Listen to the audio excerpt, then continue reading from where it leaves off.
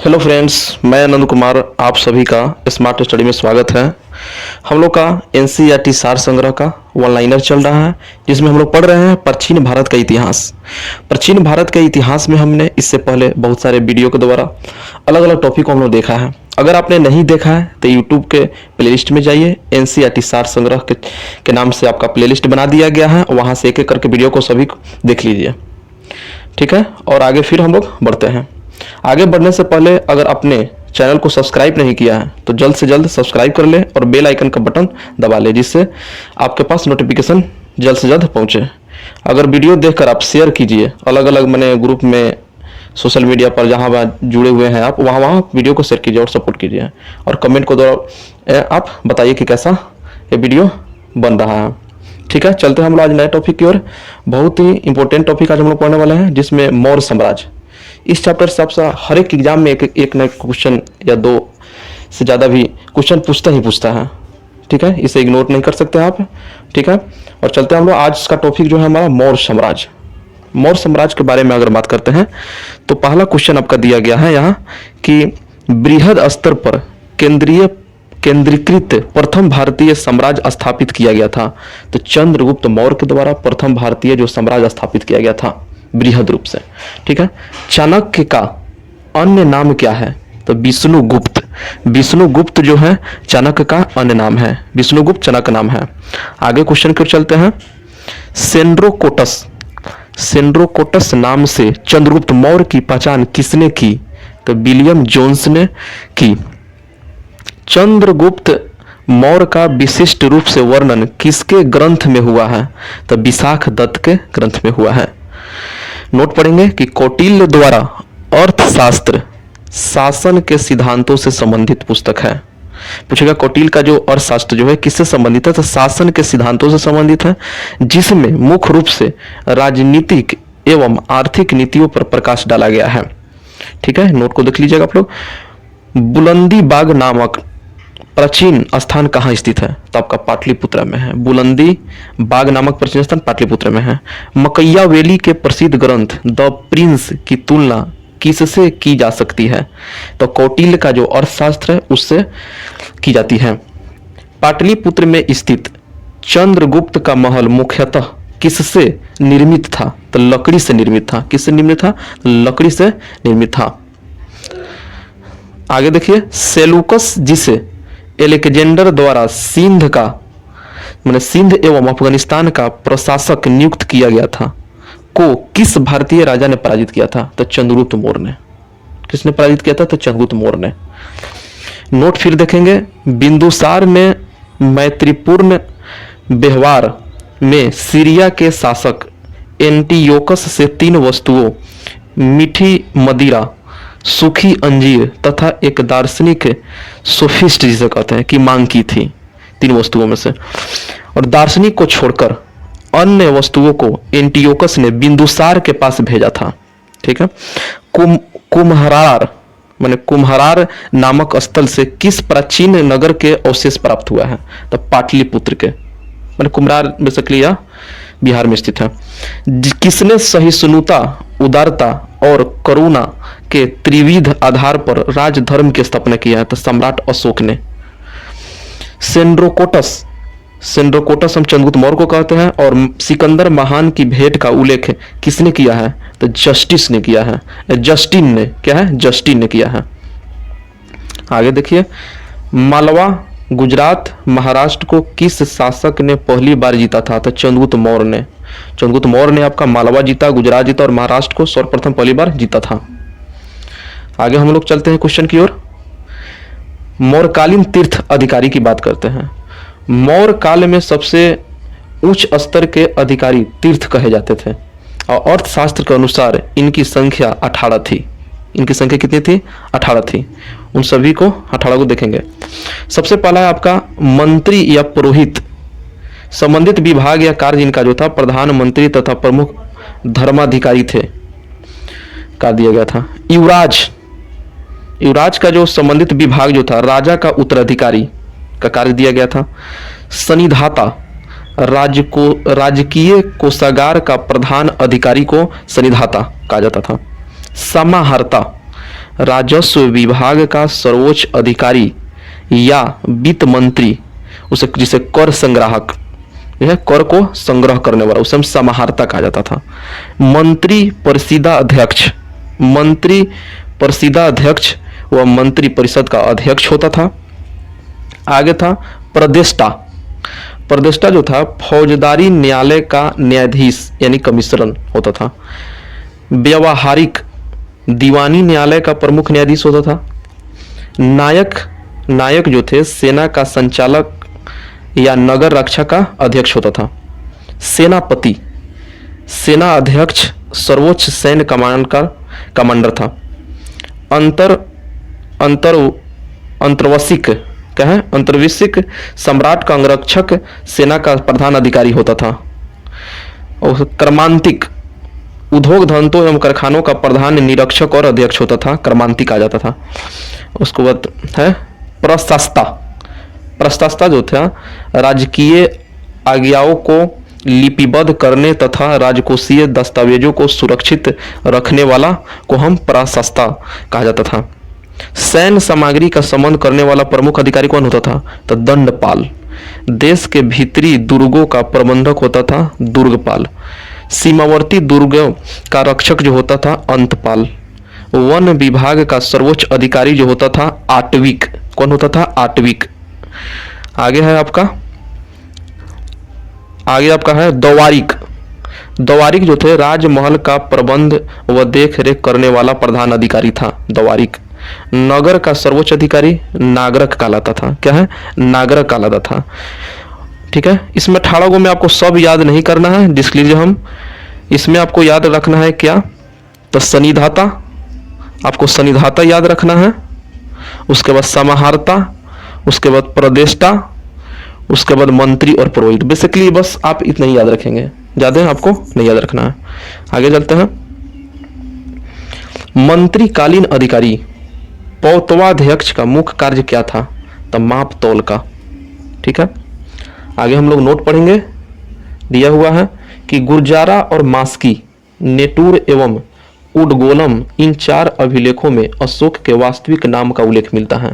पूछेगा अशोक के वास्तविक नाम का उल्लेख जो है गुर्जारा में मिलता है, मास्की में मिलता है, नेटूर एवं उडगोलम, इन 4 अभिलेख जो है इन सभी में अशोक की जानकारी मिलता है। ठीक है, आगे है किस मौर्य दक्कन की विजय शासक ने प्राप्त की थी, शासक ने प्राप्त की, तो चंद्रगुप्त मौर्य ने दक्कन के विजय के शासक को प्राप्त किया था।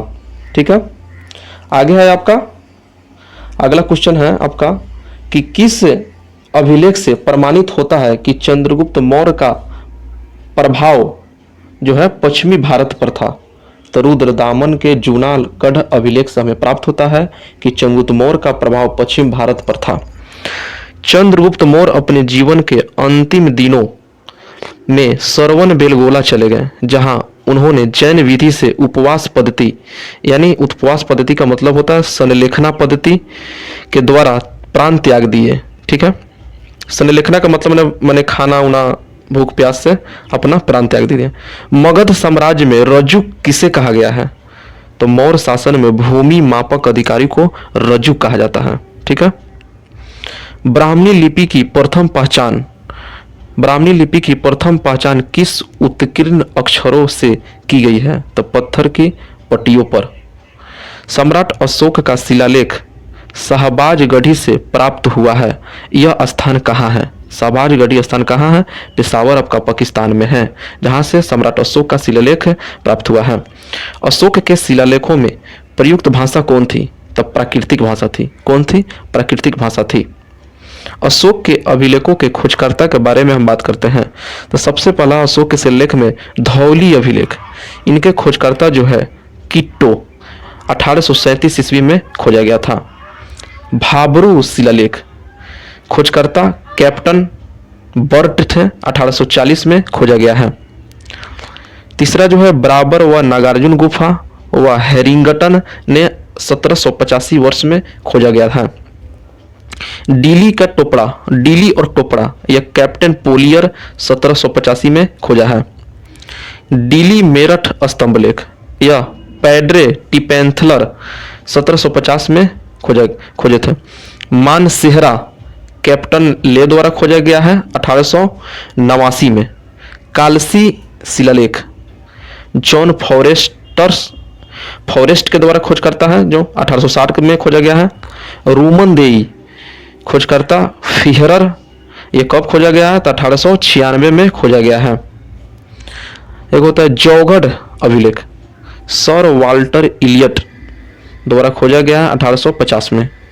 गिरनार शिलालेख लेफ्टिनेंट कर्नल टाड के द्वारा खोजा गया 1822 में। शहबाज गढ़ी एक फ्रांसीसी अधिकारी हैं जिनके द्वारा खोजा गया है 1836 में। इलाहाबाद स्तंभ लेख टी.एस. बर्ट के द्वारा 1834 में खोजा गया है। मास्की अभिलेख बीडेन के द्वारा 1915 में। निगाली सागर फिहरर खोजकर्ता है इनके 1895 में खोजा गया है। रामपुरवा खोजकर्ता की बात करें तो करलाइल 1872 ईस्वी में। सारनाथ स्तंभ जो है आपका ऑरेल स्टाइन के द्वारा खोजा गया है 1905 ईस्वी में। तो इसमें भी आपको सब नहीं याद करना है, आपको इसमें याद करना है कि सारनाथ स्तंभ याद कर लीजिए, रामपुरवा आपको याद कर लीजिए, मास्की, उसके बाद इलाहाबाद स्तंभ, उसके बाद शहबाजगढ़ी, गिरनार, उसके बाद आगे आप याद करिए रूमनदेई, उसके बाद कालसी और उसके बाद डीली मेरठ स्तंभ, उसके बाद डीली टोपड़ा, बराबर और नागार्जुन गुफा और भाबरू और शिलालेख, इन सबों को आप ध्यान में रखिएगा। आगे चलते हैं हम लोग। आगे आपका दिया गया है कि अशोक ने बौद्ध होने के बाद, बौद्ध धर्म होने के बाद भी हिंदू धर्म में आस्था नहीं छोड़ी। इसका प्रमाण किससे मिलता है? तो देवानाम पियदसी, जिसे देवों का प्यारा कहा जाता है, देवों का प्यारा उपनाम से। प्राक अशोक ब्राह्मणी लिपि का पता किस स्थान से चला है? तो श्रीलंका स्थित अनुराधापुर से। सारनाथ स्तंभ का निर्माण किसने करवाया था? अशोक ने। भारतीय उपमहाद्वीप का प्रथम शासक कौन था जिसने अभिलेख के माध्यम से शासनादेश जारी किए? अशोक। वह कौन सा स्तंभ है जिसमें अशोक ने स्वयं को मगध का सम्राट बताया है? तो भाबरू स्तंभ जो है राजस्थान में है, जिसमें अशोक ने स्वयं को मगध का सम्राट बताया है। अगला नोट दिया है आपका, ब्राह्मणी लिपि में लिखे अशोक के शिलालेखों को सर्वप्रथम जेम्स प्रिंसप ने पढ़ने में सफलता प्राप्त की थी। तो जेम्स प्रिंसप ने अशोक के शिलालेखों को सर्वप्रथम पढ़ा था। अशोक के किस शिलालेख से धम्म महापात्रों की नियुक्ति की सूचना मिलती है? तो 5वें बृहद शिलालेख से आपके धम्म महापात्र की नियुक्ति की चर्चा मिलती है। गुर्जारा लघु शिलालेख कहाँ स्थित है? तो मध्य प्रदेश के दातिया जिले में आपका स्थित है। मौर्य काल में भूमि कर जो राज्य की आय का मुख्य स्रोत था, किस अधिकारी द्वारा एकत्रित किया जाता था? तो सीता अध्यक्ष जो थे, जो आय का मुख्य स्रोत था, वो भूमि कर वसूलता था। मध्य प्रदेश स्थित सांची के स्तूप का निर्माण किस मौर्य शासक ने करवाया था? तो अशोक ने। सांची का स्तूप आपका अशोक ने करवाया था। मौर्य राजवंश के शासकों के सुदूर देशों जैसे सीरिया एवं मिस्र के साथ राजकीय संबंध थी। मौर्य राजवंश के शासकों को। उत्तराखंड में सम्राट अशोक के शिलालेखों की एक प्रति किस स्थान से प्राप्त हुई है? तो आपका कालसी। ठीक है, कालसी। प्रसिद्ध यूनानी राजदूत मेगास्थनीज भारत में किसके दरबार में आया था? तो चंद्रगुप्त मौर्य के दरबार में मेगास्थनीज आए थे। अधिकारी हैं और उनके विभाग हैं, देखिए जैसे सीता अध्यक्ष, ये कृषि विभाग के अध्यक्ष होते थे। खानों का अध्यक्ष को आपको अकाराध्यक्ष होता था। मुद्रा विभाग का प्रधान की अगर हम बात करें तो आपका लक्ष्मणा अध्यक्ष होता था। व्यापारिक कर का प्रधान आपका शुल्का अध्यक्ष होता था। पासपोर्ट विभाग का अध्यक्ष आपका मुद्रा अध्यक्ष होता था। व्यापारिक भागों का अध्यक्ष आपका संस्था अध्यक्ष होता था। नोट पढ़ेंगे नीचे। मौर्य काल में व्यापारियों के संगठन को समुत्थान और व्यवहारिक तथा व्यापारियों के नेता को सर्थवाद कहा जाता था। ठीक है, क्या कहा जाता? सर्थवाद कहा जाता था। आपका आगे के क्वेश्चन दिया हुआ है, आगे क्वेश्चन आपका दिया हुआ है कि गुप्तचर व्यवस्था का प्रथम गुप्तचर व्यवस्था का प्रथम विस्तृत वर्णन किस ग्रंथ में किया गया है? तो अर्थशास्त्र में। मौर्य काल की किस पुस्तक में जहाज निर्माण व नाविक गतिविधियों का वर्णन है? तो इंडिका मेगास्थनीज।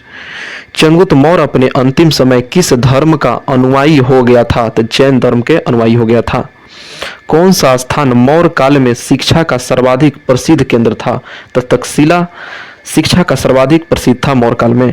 गांवों के शासन को स्वायत्तशासी पंचायतों के माध्यम से संचालित करने की व्यवस्था का सूत्रपात किस वंश ने किया? तो मौर्य वंश ने किया है। मेगास्थनीज ने अपनी पुस्तक इंडिका में भारतीय समाज को 7 श्रेणियों में विभाजित किया है। मेगास्थनीज ने भारतीय समाज को 7 भागों यानी श्रेणियों में विभाजित किया है। अशोक का समकालीन तुर्मय कहाँ का राजा था? तो मिस्र का। कहाँ का राजा था आपका? तो मिस्र का राजा था। ठीक है।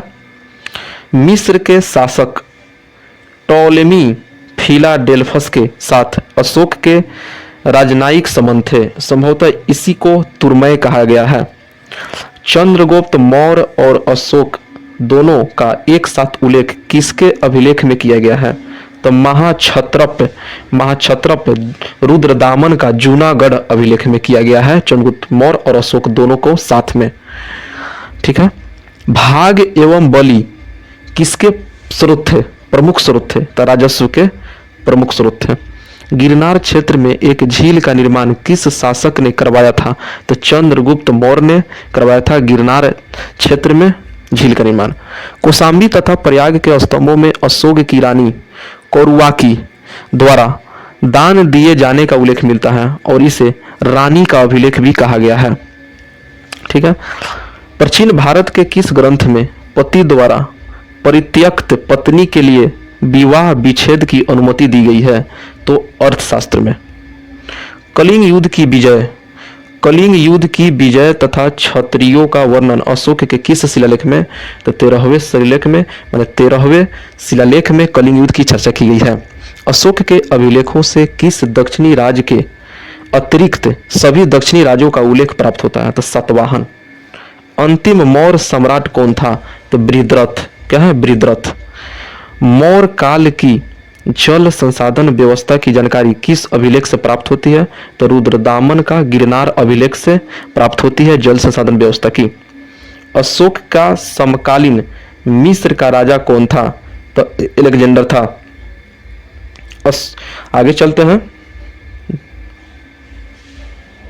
आगे आपका दिया गया कि सेल्यूकस निकेटर जिसने चंद्रगुप्त मौर्य ने अफगानिस्तान प्राप्त किया था वह कहाँ का शासक था? सीरिया और बेबीलोन का। अशोक के पश्चात देवानाम पिये की उपाधि किसने धारण की थी?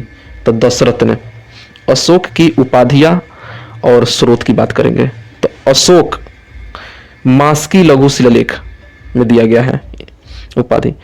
देवानाम प्रिय अशोक राजा यह गुरजारा अभिलेख से पता चलता है, गुरजारा लघु शिलालेख से पता चलता है। अशोक मौर्य यह रुद्रदामन का जूनागढ़ अभिलेख से अशोक मौर्य का पता चलता है। बराबर गुहा लेख स्रोत से पियदसी राजा की उपाधि का पता चलता है। भाबरू बैरट लघु शिलालेख जो है उसमें पियदसी या राजा का मगध। भाबरू बैरट लघु शिलालेख से आपका पियदसी राजा मगध की चर्चा है। कंधार बृहत शिलालेख या दीपवंश महावंश जो स्रोत है उसमें पियदसी और राजा के नाम से जाना जाता है। पुराण में अशोक वर्धन।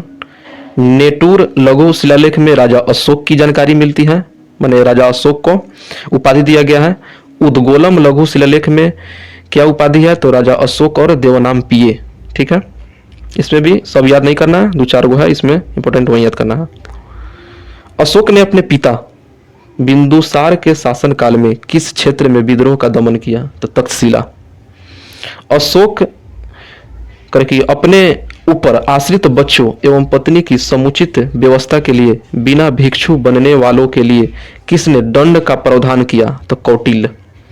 खरोष्टी लिपि की उत्पत्ति किससे हुई है? आपका अरमाइक भाषा से हुई है। कौटिल्य किसके प्रधानमंत्री थे? तो चंद्रगुप्त मौर्य के प्रधानमंत्री थे। मौर्यों के पश्चात भारत की उत्तर पश्चिमी सीमा पर किसका अधिकार हुआ? तो बैक्ट्रियन शासकों का अधिकार हुआ। मौर्य शासन व्यवस्था में रूप दर्शक नामक अधिकारी का कार्य क्या था? तो सिक्कों का परीक्षण। वह मौर्य राजा जो अमित्रघात के नाम से जाना जाता था वो कौन था? बिंदुसार को अमित्रघात के नाम से जानते हैं। मौर्य काल की मुद्रा के बारे में बात करते हैं तो इस काल में चांदी तांबा के सिक्कों का उल्लेख मिलता है।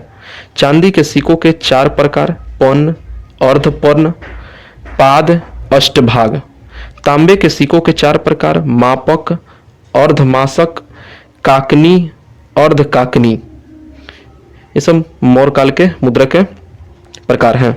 आगे लास्ट देखते हैं हम लोग नोट को। अशोक ने अपने राज्याभिषेक के 8वें वर्ष यानी 261 ईसा पूर्व में कलिंग पर आक्रमण कर उस पर विजय प्राप्त की है। तो आज का टॉपिक यहाँ हम लोग का खत्म हुआ।